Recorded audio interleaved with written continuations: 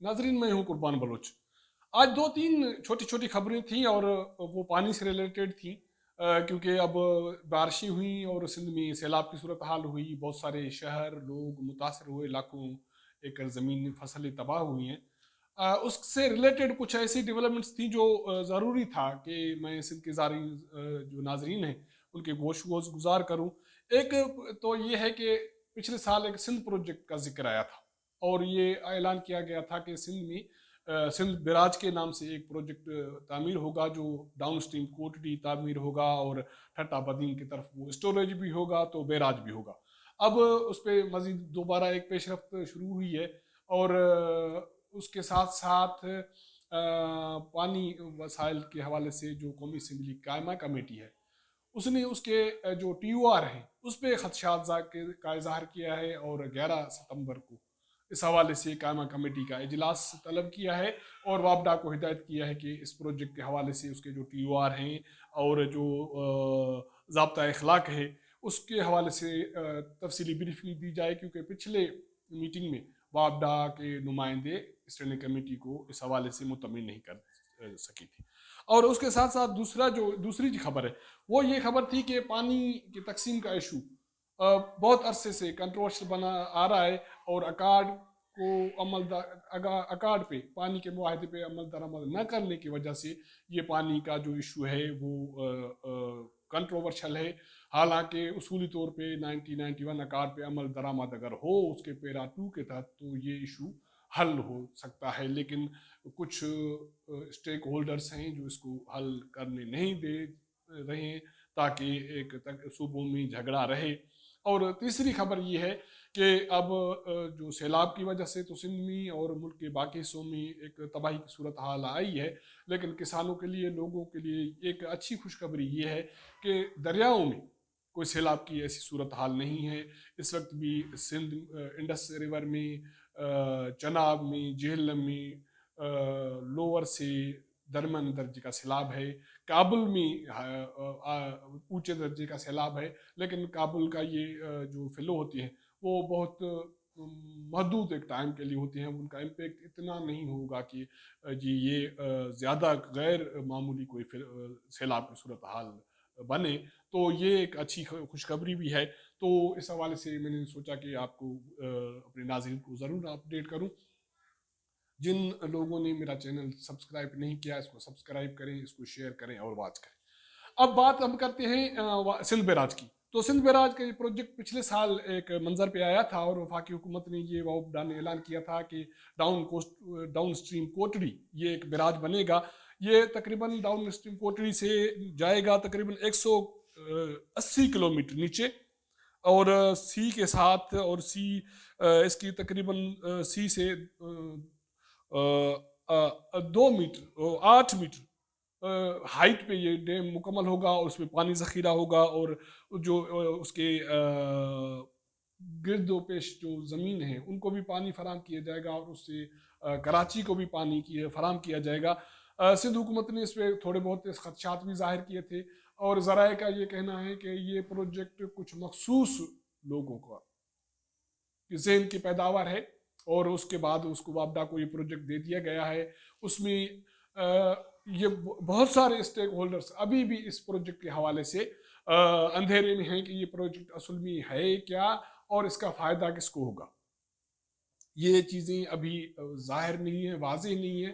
तो इस हवाले से सिंध हुकूमत के कुछ खदशात हैं। सिंध हुकूमत नीम रजामंदी है, लेकिन उसकी वजह ये है कि जिन लोगों ने कि ये कंसेप्ट है ये प्रोजेक्ट वो बहुत ताकतवर लोग हैं, उनके सामने सिंध हुकूमत का बोलना कोई बनता हुआ नहीं दिखाई देता।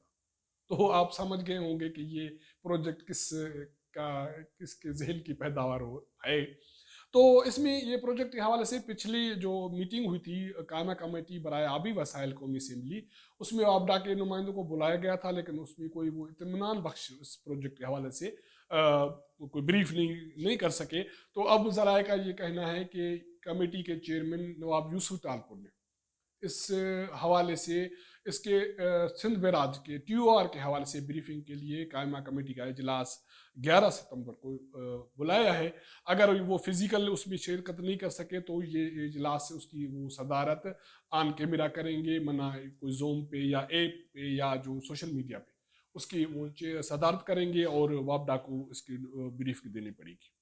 تو یہ پروجیکٹ ابھی بھی میں نے جیسے پہلے ذکر کیا کہ یہ ڈاؤن اسٹریم کوٹڑی تقریباً 180 کلومیٹر ٹوورڈ سی یہ پروجیکٹ بنے گا. وہاں اس کا اسٹوریج بھی ہوگا، اور یہ زیر زمین سمندر سے یہ اس کے لیول جو ہے وہ 8 میٹر اوپر ایک بنے گا، اور اس سے ایک پانی ذخیرہ ہوگا جو پس گردائی کے زمینوں کو بھی آباد کرے گا. اس کے ساتھ کراچی اور باقی جو نواحی علاقے ہیں اس کو پانی فراہم کیا جائے گا. اب اس سے خدشہ یہ ہے کہ ٹھٹا بدین کی طرف پانی کا جانا کوٹڑی ڈاؤن اسٹریم مزید کم ہوگا، کیونکہ وہ جو بھی پانی اب کوٹڑی ڈاؤن اسٹریم جا رہا ہے وہ آگے اگر چل کے یہ بیراج بنے گا تو وہ پانی سارا ٹوورڈ اس بیراج کی طرف اس کو ڈائیورٹ کیا جائے گا، وہاں جا کے ذخیرہ ہوگا. تو اس سے ٹھٹا بدین کے جو باقی علاقے ہیں وہ سمندر سے مزید تباہ و برباد ہوں گے. بہت اس وقت بھی لاکھوں ایکڑ زمین تباہ برباد ہوئی ہے، اور مزید آگے یہ خدشہ ہے کہ مزید ٹھٹا اور بدین اس پروجیکٹ کی وجہ سے تباہ ہوگا. اب دیکھتے ہیں کہ سیاسی جماعت سندھ حکومت اس پہ کیا اس کے اپنا موقف ہے، یا واضح موقف آتا ہے نہیں آتا. لیکن ابھی تک میرے ذرائع یہ کہتے ہیں کہ سندھ نیم رضامند ہے، ابھی کھل کے بول نہیں پا رہا سندھ حکومت، اور سیاسی جماعتیں بھی اسی تذبذب کا شکار ہیں. تو دوسری بات جو میں کہنا چاہ رہا تھا وہ یہ تھا کہ پانی کی تقسیم کے حوالے سے پچھلے دور حکومت میں ایک اٹارنی جنرل کی انور منصور کے سربراہی میں کمیٹی بنی تھی. اس نے ایک سفارشات دی تھی کہ پانی کی تقسیم کے حوالے سے پیرا 2 پہ عمل کیا جائے، پانی کی اویلیبلٹی کو چیک کیا جائے کہ اگر 114 MF پانی موجود ہے تو یہ پانی تو پیرا 2 کے تحت ہو، نہیں تو اس پانی کی یہاں اس مقدار میں موجودگی کو یقینی بنایا جائے. لیکن موجودہ حکومت نے ایک کمیٹی بنائی تھی پچھلے تقریباً 20/8 کو ایک کمیٹی بنائی تھی موجودہ اٹارنی جنرل کی سربراہی میں. اس کی کمپوزیشن کوئی عجیب غریب تھی. اس میں یہ تھی کہ سندھ کے اس میں 3 نمائندے تھے اٹارنی جنرل کے ساتھ، ایڈوکیٹ جنرل اور اسپیشل سیکریٹری ایریگیشن تھا، اور لیکن پنجاب کے اس میں 4 نمائندے تھے، KPK کے 3 نمائندے تھے، اور بلوچستان کے اس میں صرف 2 نمائندے تھے. یہ بات شکایت ہم نے میں نے پروگرام میں اپنی اس کی نشاندہی کی تھی کہ اس میں توازن نہیں ہے کمیٹی میں. لیکن تو اس کے بعد کچھ اور سنا ہے کہ سندھ گورنمنٹ نے یہ ایشو اٹھایا تھا پچھلی CCI میں. تو اب پانی وسائل وزارت پانی وسائل نے تقریباً کوئی 20/8 کو یہ ایک کمیٹی ایک نوٹیفکیشن جاری کیا ہے. اس میں یہ بتا دیا گیا ہے کہ اس کمیٹی کی نئی سر تشکیل ہوگی اٹارنی جنرل کی سربراہی میں، اٹارنی جنرل خالد جاوید اس کے سربراہ ہوں گے. اب اس میں نیا فیصلہ یہ ہے کہ اس کمیٹی میں 4 صوبوں کی جو نمائندگی ہے وہ برابر کی جائے گی. بہت اچھا فیصلہ ہے، اس پہ عمل درآمد ہونا چاہیے تھا. پچھلا جو نوٹیفکیشن تھا وہ IPC کا تھا. IPC کی منسٹر ڈاکٹر فہمیدہ مرزا ہیں، سندھ سے اس کا تعلق ہے. اب پتہ نہیں ہے، سمجھ میں نہیں آتا اس نے یہ کیسے نوٹیفکیشن جاری کیا سفارش کی کہ ایک صوبے کے 4 ممبران ہوں، ایک کے 2 ہوں، ایک کے 3 ہوں، اور اتنے کنٹروورشل کروشل پروجیکٹ پہ ڈسکس ہونے جا رہا ہے. پروجیکٹ پہ نہیں، ایک ایشو پہ، لیکن اس میں جو نمائندگی ہے وہ اس متوازن نہیں ہے. لیکن اب یہ فیصلہ کیا گیا ہے کہ اس کی متوازن نمائندگی ہوگی 4 صوبوں کی. اٹارنی جنرل پاکستان جناب خالد جاوید صاحب اس کے سربراہی کریں گے.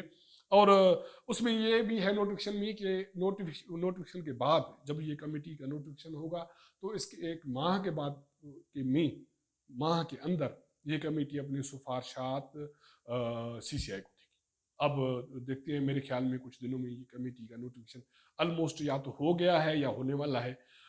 تو یہ ایک اپڈیٹ یہ تھا. اور اس کے ساتھ جو فلڈ کی صورتحال ہے، ہم نے یہ آپ کو بتا دیا کہ دریاؤں میں کوئی سیلاب کی کوئی صورتحال نہیں ہے، کوئی خطرے کی صورتحال نہیں ہے. تربیلا سے لے کے گڈو تک یا تو درمیانے درجے کا فلڈ ہے یا لو لیول کا فلڈ ہے. صرف کابل میں ہائی فلڈ ہے، باقی چناب اور جہلم میں بھی تقریباً درمیانے درجے کے سے بھی نیچے کا پانی کے بہاؤ ہیں، تو اس حوالے سے کوئی خدشے کی صورتحال نہیں ہے۔ تو یہ اپڈیٹ تھی جو میں نے سمجھا کہ اپنے ناظرین کو اپڈیٹ کرتا رہوں۔ تو اس حوالے سے جو بھی نیا اپڈیٹ ہوگا تو میں اپنے ناظرین کو آگاہ کرتا رہوں گا۔ تو ملاقات ہوگی اگلے پروگرام میں، تب تک اجازت دیجیے گا، اللہ حافظ۔